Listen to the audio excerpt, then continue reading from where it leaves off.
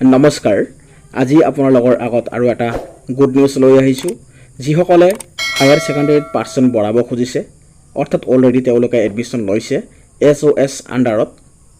SOS মোডত যিসকলে admission লৈছিল তেওঁলোকৰ কাৰণে এটা ভাল নিউজ আহিছে মই আজি নিয়াৰেষ্টত এটা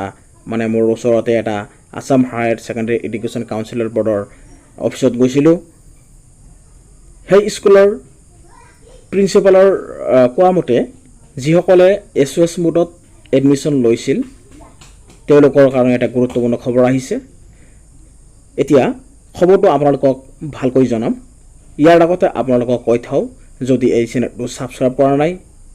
ইম্পৰ্টেন্ট আপডেটসমূহ পাবলৈ এতিয়া চেনেলটো সাবস্ক্ৰাইব কৰিব এতিয়া হোক মূল কথালৈ এডমিশন লোৱাৰ সময়ত যিসকলে সাবজেক্ট চুজ কৰিছিল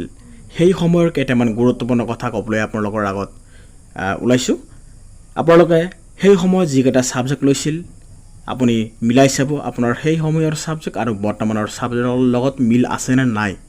এতিয়া সাপোজ সেই সময়ত যদি আপোনাৰ সাবজেক্ট এডুকেশ্যন আছিল তেতিয়াহলে আপুনি সাইকোলজি পেপাৰটো চুজ কৰিব নোৱাৰিব অৰ্থাৎ এতিয়া যদি সাবজেক্টটো আপগ্ৰেডেশন হৈ সাইকোলজি হৈছে তেতিয়াহলে আপোনাৰ এই ক্ষেত্ৰত কোনো প্ৰবলেম নহব বহুতে পাৰ্চন বঢ়াবলৈ যেহেতু আজি পাৰ্চনৰ খুব দৰকাৰ টেটত কিছুমান কোৱালিফিকেশন হৈ আগৰ পুৰণা নম্বৰ লৈ স্থান পোৱাটো খুবেই কঠিন হৈ পৰিছে এই ক্ষেত্ৰত পাৰ্চন বঢ়াবলৈ যেহেতু ইয়াতে এডমিশন লোৱা হয় হে আপোনালোকে বহুতে এটা মিস্টেক কৰিছে মই তথ্য পোৱা অনুসৰি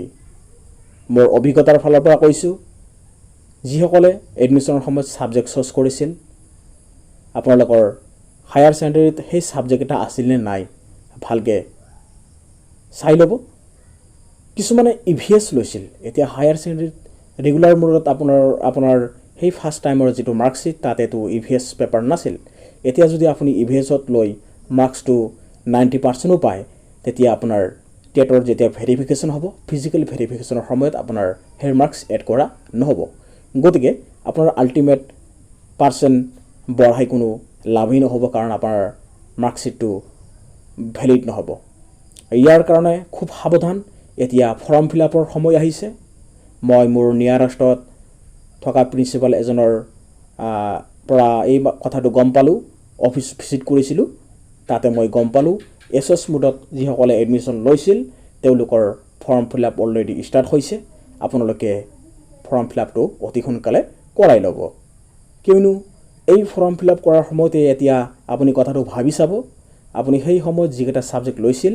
আৰু আপোনাৰ এতিয়াৰ আগৰ মাৰ্কশিট আৰু এতিয়াৰ মাৰ্কশিটৰ লগত সেই সাবজেক্টটা মিল আছে নে নাই যদি নাই এই ফৰ্ম ফিলআপ কৰাৰ সময়তে আপোনাৰ এটা চান্স আছে আপুনি যদি EVS লৈছিল আৰু আগৰ মাৰ্কশিটত আপোনাৰ EVS নাই তেতিয়াহলে আপুনি এই সময়তেই গুৰুত্ব সহকাৰে আপুনি সাবজেক্টটো চেঞ্জ কৰিব পাৰে চেঞ্জ কৰি আপোনাৰ এই আগৰ মাৰ্কশিটৰ লগত ৰিলেশন থকা সাবজেক্টটো মিলাই ল'ব নহলে আপোনাৰ পাৰ্চেন্ট বঢ়াই কোনো লাভে নহব ভেৰিফিকেশন সময়ত আপোনাৰ মাৰ্কশিটটো ভ্যালিড নহব হে আপোনালোকক কৈ থাও আপোনালোকে 15 তাৰিখৰ ভিতৰত আগষ্ট মাহৰ 15 তাৰিখৰ ভিতৰত ফৰ্ম ফিলআপটো কৰিব দিছে আপোনালোকৰ নিয়াৰেষ্ট যেটো ষ্টাডি সেন্টাৰ সেই ষ্টাডি সেন্টাৰত আপোনালোকে খবৰ লৈ ফৰ্ম ফিলআপটো কৰাই ল'ব আৰু এটা কথা গুৰুত্বপূৰ্ণ ফৰ্ম ফিলআপ কৰাৰ সময়ত আপোনাৰ সাবজেক্টটো গুৰুত্ব সহকাৰে ল'ব কাৰণ মই বাস্তৱ অভিজ্ঞতাৰ পৰা কৈছো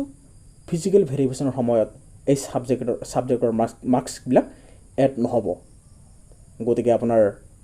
টেটৰ যেতিয়া ভেৰিফিকেশন হ'ব সেই সময়ৰ প্ৰতি লক্ষ্য ৰাখি আপুনি এতিয়াই আপোনাৰ সাবজেক্টৰ কি সাবজেক্ট ল'ব ফৰ্ম ফিলআপৰ সময়ত চুজ কৰি লওক পৰৱৰ্তী আপডেট পাবলৈ চেনেলৰ সাবস্ক্ৰাইব কৰি ল'ব আৰু নটিফিকেশনটো অন কৰি থব থ্যাংক ইউ